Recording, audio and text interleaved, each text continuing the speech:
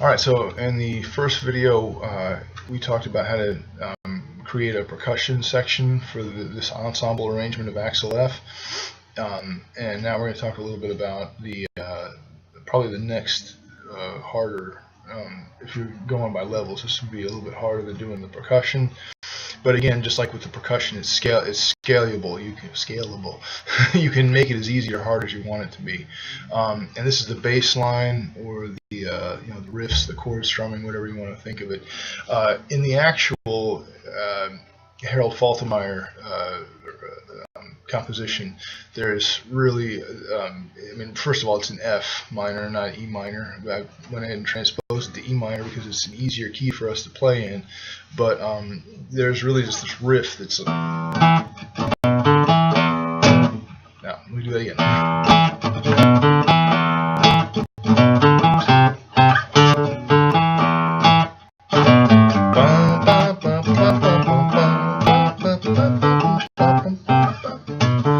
Sing that, play at the same time, but that's the riff, and I've got a tablature for that if you're interested. It's just open E, 7th fret of A, 7th fret E, 5th fret A, and then again, 3rd fret of the A string, 5th fret,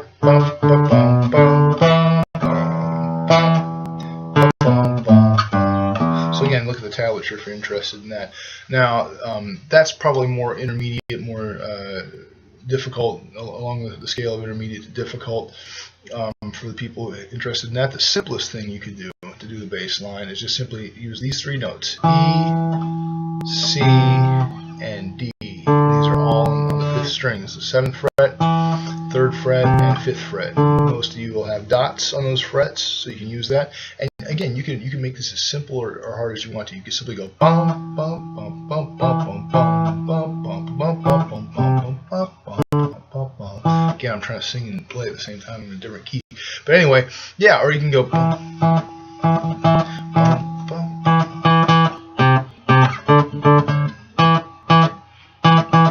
The great thing about this is the bass line is exactly the same for the A section as it is the B section. You know,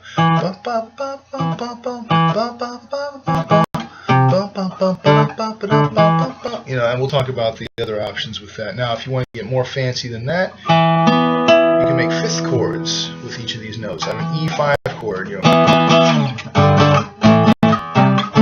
rock and roll 5th chord, 7th fret, 9th fret, 9th fret. I'm making a little L shape here with my fingers. I'm on the 7th fret of the A string, 9th fret of the D string, 9th fret of the G string. And you could do arpeggios with this,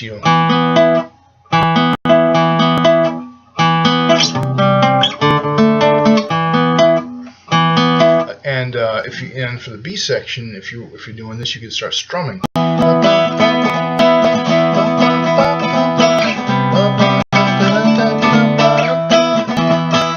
And you'll hear this on the recording that I made that's on my SoundCloud page. You can actually hear that part coming in. You can also, that's actually what we start out with in that recording. By the way, the form that I use in that recording, you can do whatever you want with it. I always did like this thing where like it starts out with just the melody by itself twice, the A melody, and then it comes, and then the percussion comes in. Oh, excuse me. Then the bass line comes in. Then the rest of the accompaniment part comes in, then the drums come in, then we're doing A twice, B twice, A twice, B twice, and then we end with just anyway, you can mix and match those, introduce the theme however you want to. I don't even know if there is an official arrangement or official form of that piece, because I mean, little snippets of it are used throughout the film, and I mean, sometimes there'll be just a bass line, sometimes there'll be just the percussion with the melody. So there's all kinds of different things. Now, so you got the riff, the actual bass line that's used in the recording, whatever you want to call it. You got the single notes, just the root notes of the chords, E, C, and D. You got 5th chords that you can play around with and do all kinds of stuff with. And then if you are interested in upping it a little bit more, on the B section, you can use these chords: E, D, and A, and you do something like this. C, D, and E again.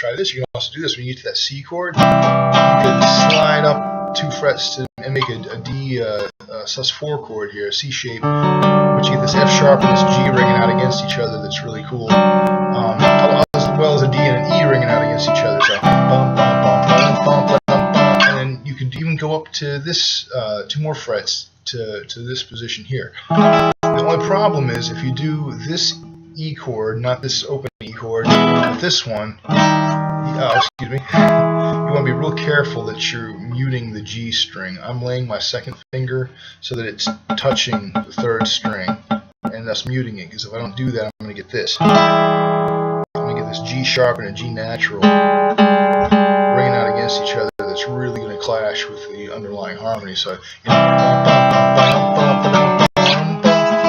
you got to basically shift your second finger from here to here so that it's touching the G string. I'm exaggerating that movement so you can see that I've done that. I'm really doing it.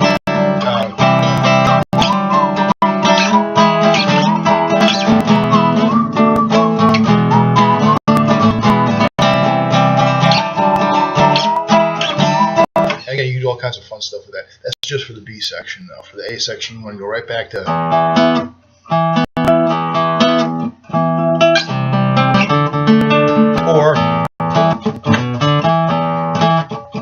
Or just